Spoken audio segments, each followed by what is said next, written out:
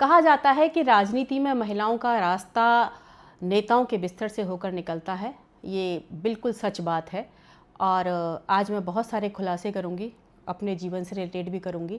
और अभी जो मधु किश्वर हैं वो आरोप लगा रही हैं, मोदी नामा जिन्होंने लिखी है, उनकी बायोग्राफी लिखी है। जो जिसकी बायोग्राफी लिखता है तो उसकी पर्सनल लाइफ के बारे में, उसके अंदर तक बहुत सारी चीज़ों के बारे में उसको पता होता है। तो आज वो इस बात को खुलासे कर रही हैं कि ऐसा है, तो मैं समझती हूँ कुछ ना कुछ सच ही होगा उसमें, गलत तो वो नहीं बोलेंगी। और उनके साहस को भी प्रणाम करती हूँ कि इतना बड़ा साहस उन्होंने किया, पर पता नहीं वो इतनी लेट क्यों बता रही हैं, कोई मजबूरी रही होगी उनकी। मैं 2009-10 में जब अपने स्कूल और कॉलेज चलाया करती थी, तो जब कभी सिटी में कोई प्रोग्राम होता था, कोई आया है, तो मुझे वक्ता के तौर पर लेक्चर देने के लिए बुलाया जाता था। एक बार महिला दिवस का कार्यक्रम था, मंत्री भी आए हुए थे और मुझे मुख्य वक्ता के तौर पर वहाँ बुलाया था। मैं वहाँ गई, मैंने अपना लेक्चर दिया। उसके बाद जिन्होंने ये आयोजन किया था, उनको उस मंत्री ने फ़ोन करके बोला कि एक बार हमारी उन मैडम से मीटिंग करा दो, हम उनको राजनीति में लाना चाहते हैं। उन्होंने मुझे कहा कि मैडम वो आपसे मिलना चाहते हैं। मैंने कहा मेरी राजनीति में कोई दिलचस्पी नहीं है। तो उन्होंने कहा कि अच्छे लोग नहीं आएंगे तो कैसे बात बनेगी। मैं गई, बात की और उन्होंने मुझे राजनीति में एंट्री कराई और एक अच्छा पद दिया। मैं 1 साल ही टिक पाई वहाँ पर, क्योंकि जो अंदर के हालात थे, जो अंदर औरतों की स्थिति थी, वो देखकर मेरा मन पूरी तरीके से ख़राब हो गया।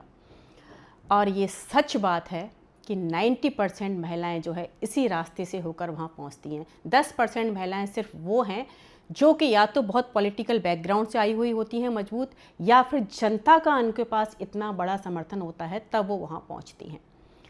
1 साल में मैंने देखा, मैं नीचे से लेकर ऊपर तक हर नेता से मिली, लेकिन सबका एक ही चीज़, give and take, give and take. आपके पास क्या है देने के लिए? काबिलियत नहीं चाहिए किसी को आपकी भाई।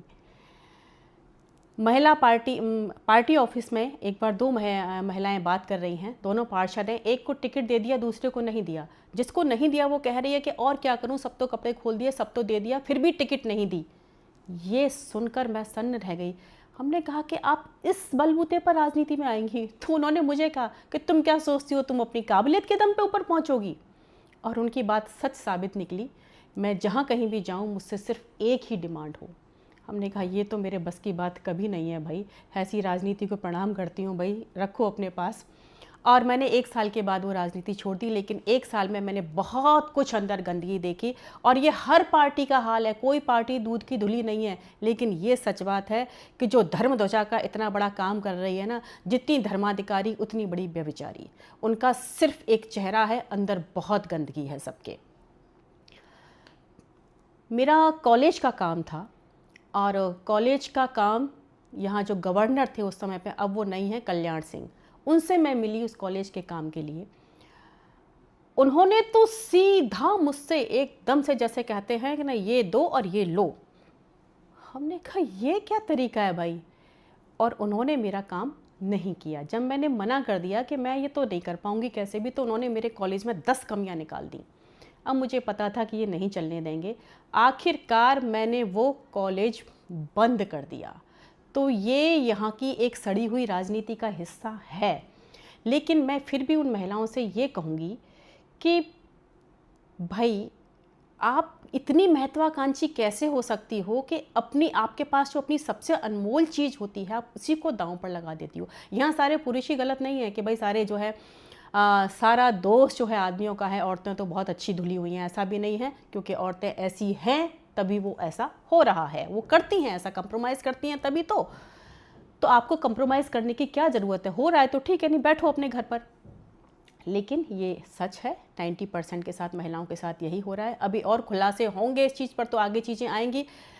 लेकिन 4 चीज़ें मैं अपनी सारी बहनों से कहूँगी कि तू रजिया बन, तू दुर्गा बन, तू कभी न बिन कपड़ों वाली बन। तेरे बदन पे मरते लोग, तू उस बदन की रखवाली बन। तू हर घर की इज्जत और आन है, तू नहीं अय्याश मर्दों की शान है। तू पैसे पर मत नाच, तू पैसा बरसाने वाली देवी बन। नाचना बुरी बात नहीं है, वो भी एक कला है, पर तू अय्याश मर्दों को, जल्लादों को नचाने वाली बन।